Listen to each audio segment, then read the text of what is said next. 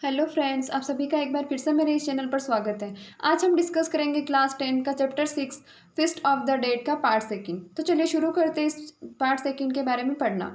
Part first में हमने देखा कि दर्शन आगा जो है एक वाटर सप्लायर है और उनकी मृत्यु हो जाती है। कुछ दिनों तक तो उनके पड़ोसी जो है उनको खाना देते हैं, उनके परिवार वालों को, लेकिन कुछ दिनों बाद वो उनको खाना देना बंद कर देते हैं। अब उनकी फैमिली की कंडीशन जो होती है वह अच्छी नहीं होती है। इस वजह से उनकी वाइफ और उनके दोनों बच्चों को भूखा ही सोना पड़ता है और उनके पास खाना खाने के लिए भी पैसे नहीं होते हैं। और सब लोगों की जो लाइफ है वह हमेशा की तरह चल रही है, लेकिन उनके घर में वो लोग ऐसे ही भूखे बैठे हुए हैं, कोई भी उनको पूछने वाला नहीं होता है। और उनके घर के सामने जो एक व्यापारी रहता है, उनके घर पर एक ब्रेड विक्रेता आता है और उसने जो घोड़ा लेकर के आता है उसके दोनों तरफ उसने ब्रेड की टोकरी को टांग रखा होता है। और वो जब वो ब्रेड लेकर के आता है तो उसकी जो ब्रेड की टोकरियों की जर बनाने की आवाज़ जो होती है यानी बजती है वो, तो उसकी आवाज़ उनके बच्चों को सुनाई देती है और वो उस आवाज़ को सुनते हैं। तो आगे क्या होता है हम आगे देखते हैं इस पार्ट में। It was the older boy who first heard it and looked towards his younger brother. यह उनका बड़ा वाला बेटा था जिसको यह टोकरियों के चरमराने की आवाज़ सुनाई दी और उसने अपने छोटे भाई की तरफ देखा। Gulnaz got up in the cold room and put a wrap round her to go out. Wrap का मतलब होता है ओढ़नी। तो गुलनाज जो थी वह अपने ठंडे कमरे में से उठी और वह बाहर जाने के लिए ओढ़नी ओढ़ रही थी। She had decided to ask for 2 loaves of bread on credit. और उसने मन ही मन में ये डिसाइड कर लिया था कि वह बाहर जाएगी और 2 रोटी पाव जो है वह उधार लेकर के आएगी। शी कुड पे वेन शी गोट मनी। और वह उस जो उधार लेकर के आएगी उसका पैसा जब वह पैसे कमाएगी तब उनको चुका देगी। From laundering she open the door and saw the basket full of the bream with fresh spongy white bread. तो क्या होता है कि गुलनाज अपनी चुन्नी ओढ़ करके और 2 ब्रेड बाहर मांगने के लिए जाने का निर्णय कर लेती है। और जैसे ही वह अपना दरवाज़ा खोलती है तो वह सामने देखती है कि टोकरियाँ जो है वह ब्रेड की भरी हुई, वह ताज़ा स्पंदी सफ़ेद ब्रेड से पूरी भरी हुई थी। A beautiful smell went up her nose and just as she was about to say something to the breadman he shouted giddy yep. Giddy yep का मतलब होता है मूर्ख जानवर। तो जैसे ही गुलनाज जो बाहर निकली तो उसे ब्रेड की बहुत ही ज़्यादा ताज़ा खुशबू आ रही थी और वहाँ ब्रेड विक्रेता के पास गई और उसको कुछ कहने ही वाली थी कि उसने अपने घोड़े पर जोर से चिल्लाया वो, और उसने उस घोड़े को बोला मूर्ख जानवर। एंड गुलनाज लॉस्ट ऑल हर करेज। करेज का मतलब होता है साहस। और जैसे ही वह ब्रेड विक्रेता जो था वह अपने घोड़े पर चिल्लाया तो गुलनाज की जो साहस था वह वहीं पर खत्म हो और अब वह आगे कुछ भी नहीं बोल पाए उसको। No words came from her mouth and heavenly smelling food passed by her houses by she could not stretch out her hand and take it. और उसके मुंह से एक भी वर्ड नहीं निकल पाया और इतना अलौकिक और सुगंधित भोजन जो था उसके घर के समीप से ही निकल गया, लेकिन वह एक हाथ बढ़ाकर उसको नहीं ले पाई और ना ही कुछ बोल पाई। She came inside but did not dare look into the fevered eyes of her son. Fevered का मतलब है बेताब। वह वापस अपने घर के अंदर आती है और जब वह आती है तो उसके बच्चे जो होते हैं वह इस आशा के साथ बैठे होते हैं कि उसकी माँ बाहर गई है तो कुछ खाने के लिए लेकर के आएगी। लेकिन जब वह आती है तो उसके पास कुछ नहीं होता है, वह ऐसे ही आती है। तो वह अपने जो उसके बच्चे होते हैं वह इस आशा में बैठे हैं कि आशा को संजोए हुए बैठे हैं कि उसकी माँ कुछ लेकर के आएगी, तो वह उसकी बच्चों की आंखों से आंखें मिलाकर भी नहीं देख पा रही है। Waiting hopeful not a word was spoken in the room. और जैसे ही वह अंदर आई तो उनके रूम में एक भी शब्द नहीं बोला गया, यानी कोई भी कुछ भी नहीं बोला। The boy simply looked at her empty hands and turn their eyes away. जो लड़के थे उन्होंने अपनी माँ की तरफ देखा कि उनकी माँ अपने हाथों में कुछ भी नहीं लेकर के आई है, तो उन्होंने जैसे ही देखा कि उनकी माँ के जो हाथ है वह खाली है तो उन्होंने अपनी नजरें वापस से घुमा ली। It was a long time later that the younger boy broke the silence. लेकिन काफी देर बाद वो छोटा जो लड़का था उसने अपनी चुप्पी तोड़ दी। Mother I can not stand it any more, something it happening inside my tummy. Tummy का मतलब होता है पेट, स्टैंड का मतलब है सहन करना। तो वो क्या बोलता है छोटा लड़का अपनी माँ से, माँ मैं से और अधिक ज़्यादा सहन नहीं कर सकता क्योंकि मेरा जो पेट है वह उसमें कुछ कुछ हो रहा है। Don't worry my sweet son, it is hunger, I feel it to.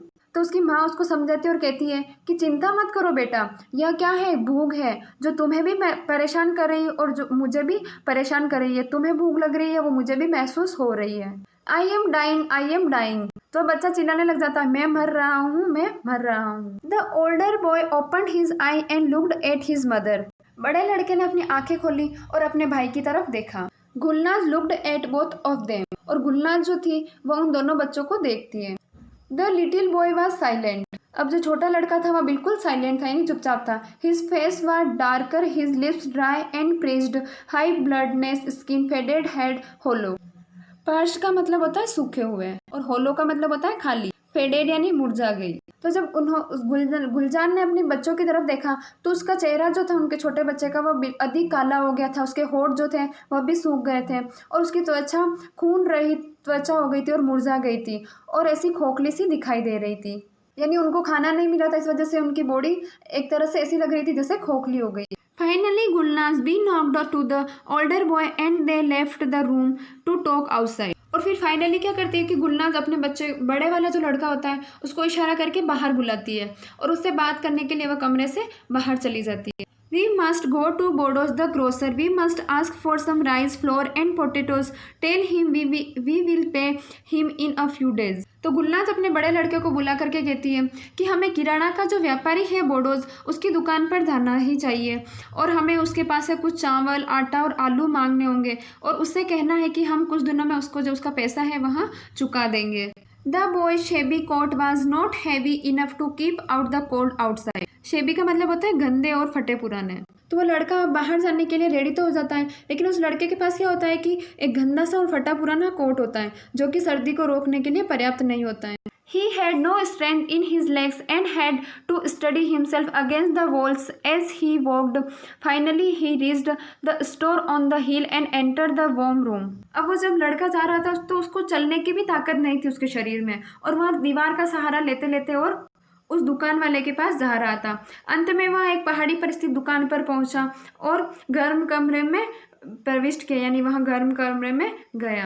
He waited until all the customers had left, hoping to be able to talk to the grocer in privacy and to enjoy the warmth a little longer. और जब वो वहाँ पर पहुँचा तो वहाँ जाकर वो वेट करने लगा कि सब लोग यहाँ से जो जितने भी कस्टमर है यानी ग्राहक है वो यहाँ से नहीं चले जाते, तब तक वो उससे बात नहीं कर सकता, और अगर वह सब चले जाए तो उसके बाद वो किराना व्यापारी से अकेले में बात कर सके और उसकी दुकान में रहकर थोड़ा गर्मी का आनंद ले सके। तो ये सोचने लग जाता है ये सारे कस्टमर चले जाएंगे तो इसके बाद मैं इससे आराम से बात करूंगा, और तब तक मैं क्या करता हूँ थोड़ी गर्मी का आनंद भी ले लेता हूँ। Then he left his places by the fireside and ordered a pound of rice, a pound of flour and a pound of potatoes. He put his hand into the pocket as if reaching off his money and then pretended to have left it at home. और फिर क्या होता है कि वह लड़का जो होता है वह आग के पास चला जाता है और उस दुकान वाले को 1 पाउंड चावल, 1 पाउंड आटा और 1 पाउंड आलू का ऑर्डर दे देता है। और उसने अपना हाथ वो क्या करता है कि उसके पास पैसे तो नहीं होता, फिर भी वह अपना हाथ क्या करता है कि अपनी जेब में डालता है और ऐसे जताता है कि जैसे कि वह अपनी जेब में पैसे बाहर निकालने का प्रयत्न कर रहा है। और बाहर उसने क्या किया है कि जब उसकी जेब में पैसे तो थे ही नहीं तो निकलेंगे कहाँ से, तो फिर वो क्या बहाना बनाता है कि शायद मैं पैसे तो घर ही भूल करके आ गया हूँ। Oh, I seem to have forgotten it at home. I had to go all the way home in this cold and some back again. Write it down and I will pay out you tomorrow. तो लड़का उस दुकानदार को कहता है ओ लगता है मुझे कि मैं जो अपने पैसे हैं वह घर पर ही भूल करके आ गया हूँ और इस सर्दी में घर जाना और लौटना वापस ठीक नहीं होगा। तुम इसे ऐसा करो कि इसे तुम लिख दो और मैं तुम्हें कल आऊँगा तो ये सारे पैसे चुका दूंगा। It was a brave effort but the grocer knew the tricks of the trade too well. उस लड़के का जो ये प्रयास था, साहसिक प्रयास था, उसने झूठ भी बोला, सब किया, लेकिन जो व्यापारी था वो उसके धंधे को बहुत अच्छी तरीके से जानता था और उसने उसको पकड़ लिया। उसको पता था कि ये सिर्फ बहाना कर रहा है। First bring the money then you can take the goods. तो दुकानदार उस लड़के को कहता है पहले पैसे लेकर के आओ और तभी तुम ये सामान को लेकर के जा सकते हो। गुड्स का मतलब होता है सामान। You have become so thin. Someone who had money at home does not get so thin.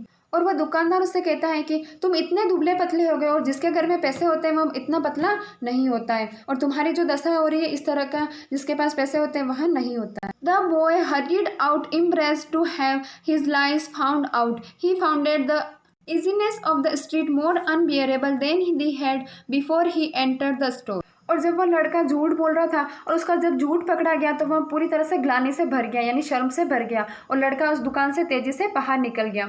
उसने दुकान में जाने से पहले की अपेक्षा गली की जो ठंडक को और अधिक सहनीय महसूस किया क्योंकि दुकान में जब गया तो उसको वहाँ पर गर्मी मिल रही थी और बाहर निकला और तब उसको और ज़्यादा ठंड लग रही और ऐसा लग रहा था कि अब ये ठंड जो है उसको सहन नहीं होगी। एट द कॉर्नर ही सा smoke coming out of the chimneys of the White house.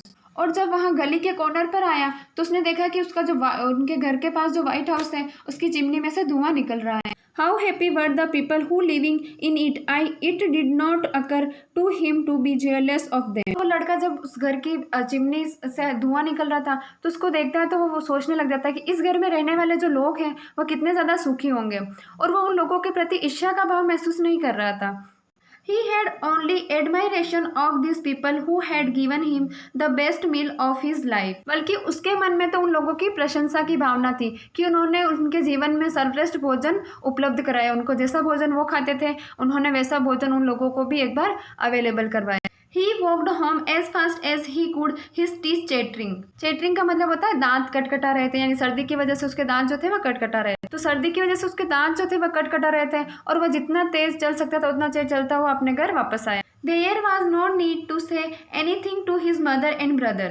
और जब वो अपने घर आया तो उसकी माँ को और उसके भाई को उसको कुछ भी बोलने की आवश्यकता नहीं थी। His empty hands told their own story। जब वह आया तो उसके हाथों में कुछ भी नहीं था, खाली हाथ आया तो उसी ने उसकी सारी स्टोरी बोल दी, यानी उसके खाली हाथों को देखकर ही वो लोग समझ गए। He took off his clothes and went to his bed and when he spoke he said I am cold। Take off का मतलब होता है उतार। तो वह लड़का आया अपने घर पर और उसने अपनी ड्रेस चेंज की और अपने बिस्तर पर चला गया, और जब वह बिस्तर पर गया तो वह बोला उसने इतना ही कहा कि मुझे सर्दी लग रही है। I am cold. The blanket rose and fell on his trembling body. Trembling का मतलब होता है कप कपाते हुए।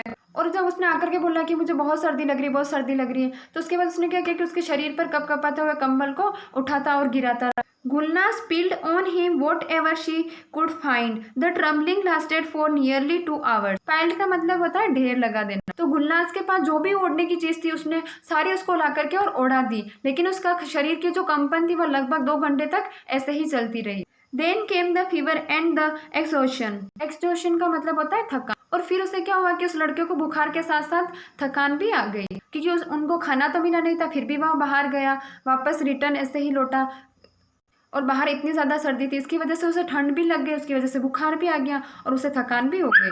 The boy lay on his back motionless, his eyes staring vacantly। Gulnaz lifted the covers and tried to cool the burning body with her cold hands। वो लड़का जो था अपना पीठ के बल बिना हिले डुले ऐसे ही लेटा रहा।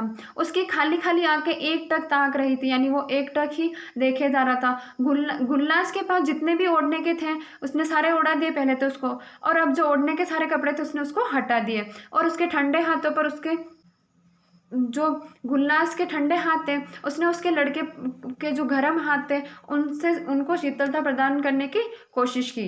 यानी उनका जो लड़का था वह बहुत ज़्यादा ठंड से मतलब बुखार से तप रहा था, तो उसकी मदर जो थी गुलनाज वह अपने ठंडे हाथों से उसको थोड़ी शीतलता प्रदान करने की कोशिश कर रही थी। She paced through the house till evening desperate. Desperate का मतलब होता है निराश। वो निराश होकर वह शाम तक घर में ही चहलकदमी करती रही, यानी वह निराश होकर के घर में ही शाम तक तो इधर उधर घूमती रही। She did not know what to do. और वह यह नहीं जानती थी अब वह क्या करे। She could not think. और वह समझ भी नहीं पाई कि अब उसे क्या करना चाहिए। The sun went down. अब क्या हो गया था, सूर्यास्त भी हो गया। She notices the small pile of cover she had taken off the boy body. और उसे अचानक कि उसके लड़के के शरीर पर जो से हटाए गए उसके जो चादर का ढेर था उसमें से पड़े हुए चादरों का ध्यान आया।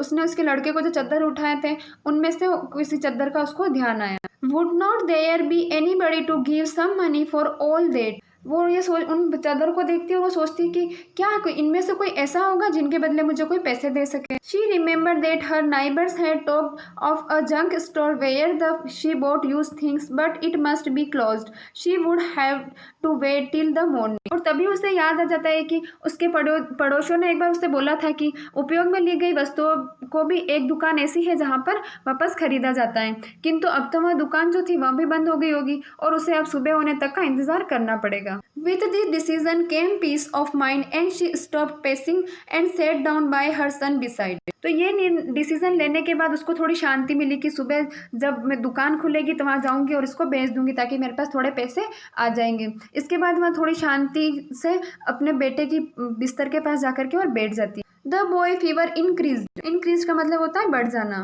लेकिन उसके लड़के का जो बुखार था वह तो और भी ज़्यादा बढ़ गया। सी सेट स्टार्टिंग मोशनलेस। मोशनलेस का मतलब होता है स्थिर, स्टेरिंग का मतलब होता है घूरना। तो उसके लड़के को और ज़्यादा बुखार आ गया, तो वह सिर्फ स्थिर भाव से और टकटकी लगा हुआ यानी एक ही तरफ देखती हुई पूरी रात बैठी रही। The younger boy could not sleep for hunger. और उसका जो छोटा लड़का था वह भी भूख के कारण सो नहीं पाया। ही टू, और वह खुद भी was watching his eyes open. और उसकी जो आंखें थी वह भी खुली हुई थी और वह भी सब कुछ ध्यान से देख रहा था। The sick boy talked in the sick boy mourn slowly and tossed and turn in his fever. बीमार लड़का जो था वह धीरे धीरे से करा रहा था बुखार में और छटपटाया और वह अपनी करवट बदल रहा था। His cheeks were burning and he talked in delirium.